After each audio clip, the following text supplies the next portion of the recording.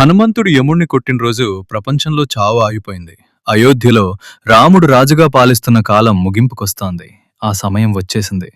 యమధర్మరాజు రాముణ్ణి తీసుకెళ్లడానికి బయలుదేరాడు. కాని అయోధ్య ద్వారం దగ్గర హనుమంతుడు ధ్యానంలో నిశ్చలంగా కూర్చున్నాడు.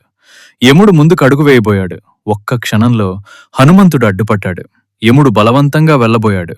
ఒకే ఒక్క దెబ్బతో మృత్యువే నేలకూలింది. ఆ క్షణం నుంచి ప్రపంచంలో ఎవరూ చనిపోలేదు. కాలమే ఆగిపోయింది. యముడు భయంతో శివుడి వద్దకు పరిగెత్తాడు. ప్రభో, హనుమంతుడు ఉన్నంతవరకు నాకిది సాధ్యం కాదు అన్నాడు.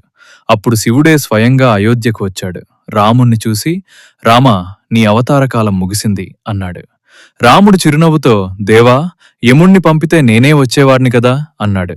శివుడు హనుమంతుడు ఉన్నంతవరకు అది అసాధ్యం అన్నాడు. అప్పుడు ఒక ఉపాయం చేశారు. రాముడు తన ఉంగరాన్ని పడేశాడు. హనుమా, దాన్ని తీసుకురా అన్నాడు.